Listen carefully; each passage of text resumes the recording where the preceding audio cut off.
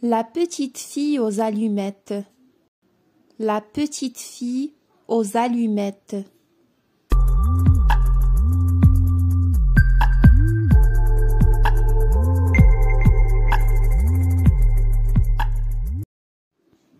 Il faisait vraiment très froid ce jour-là. Il neigeait depuis le matin. Et maintenant il faisait déjà sombre. Le soir approchait. Le soir du dernier jour de l'année.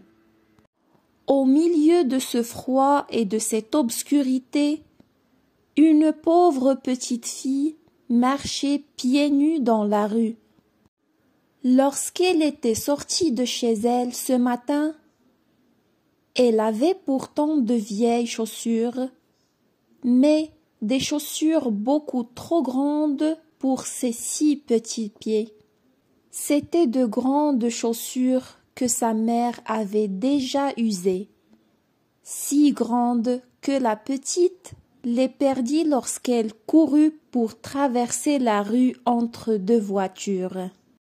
L'une fut écrasée par les voitures, quant à l'autre, un gamin l'emporta avec l'intention d'en faire un berceau pour sa petite poupée. Voilà pourquoi la malheureuse enfant n'avait plus rien pour protéger ses pauvres petits pieds. Dans son vieux tablier, elle portait des allumettes. Elle en tenait une boîte à la main pour essayer de la vendre.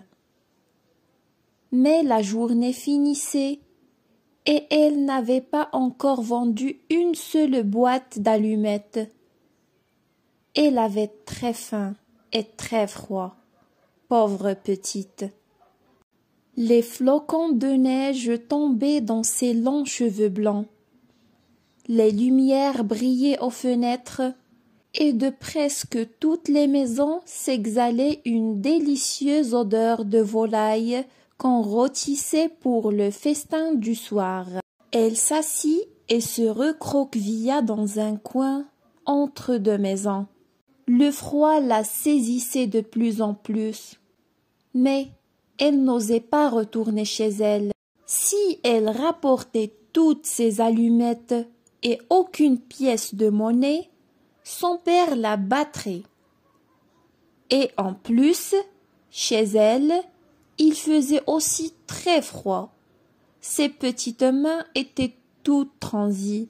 Si je prenais une allumette, se dit-elle, une seule pour réchauffer mes doigts. C'est ce qu'elle fit. Quelle flamme merveilleuse c'était! Il sembla tout à coup à la petite fille qu'elle se trouvait devant un grand poêle en fonte, comme elle en avait aperçu un jour. La petite fille allait étendre ses pieds vers ce poêle pour les réchauffer, lorsque la petite flamme de l'allumette s'éteignit brusquement et le poêle disparut. L'enfant resta là, tenant dans sa main glacée un petit morceau de bois à moitié brûlé. Elle frotta une seconde allumette. La lueur se projetait sur le mur qui devint transparent. Derrière cette fenêtre imaginaire, la table était mise. Elle était couverte d'une belle nappe blanche sur laquelle brillait une superbe vaisselle de porcelaine. Au milieu s'étalait une magnifique oie rôtie entourée de pommes sautées.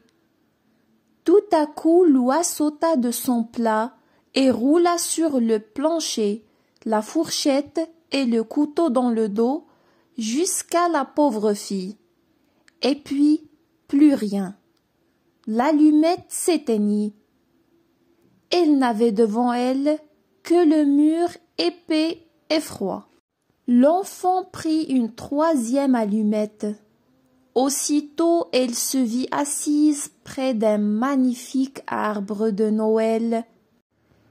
1000 chandelles brûlaient sur les branches vertes et des images de toutes couleurs, comme celles qui ornent les fenêtres des magasins, semblaient lui sourire. La petite éleva les deux mains, l'allumette s'éteignit. Toutes les chandelles de Noël montaient et devinrent des étoiles. L'une d'elles tomba et traça une ligne de feu dans le ciel.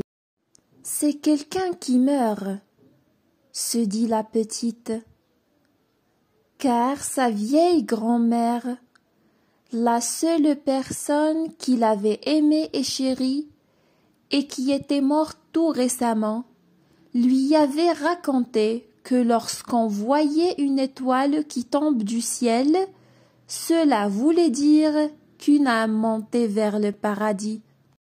Elle frotta encore une allumette sur le mur. Il se fit une grande lumière au milieu de laquelle se tenait la grand-mère debout, avec un air si doux, si radieux. « Grand-mère !» s'écria la petite, « emmène-moi. Je sais que tu ne seras plus là quand l'allumette s'éteindra. Tu disparaîtras comme le poil de fer, comme l'oie rôtie, comme le bel arbre de Noël. » Et l'enfant alluma une nouvelle allumette, et puis une autre, et enfin tout le paquet, pour voir sa bonne grand-mère le plus longtemps possible. Alors la grand-mère prit la petite dans ses bras et toutes les deux s'envolèrent joyeuses, si haut qu'il n'y avait plus ni froid, ni faim, ni chagrin. Le lendemain matin, les passants trouvèrent sur le sol le corps de la petite fille aux allumettes. Ses joues étaient rouges, elle semblait sourire. Elle était assise là avec les allumettes, dont un paquet avait été tout brûlé. Elle tenait dans sa petite main, toute raidie, les restes brûlés d'un paquet d'allumettes. « Elle a voulu se chauffer, » dit quelqu'un. Les passants versèrent des larmes, mais ils ne savaient pas toutes les belles choses qu'elle avait vues pendant la nuit du Nouvel An. Ils ignoraient que, si elle avait bien souffert, elle est maintenant heureuse dans les bras de grand-mère.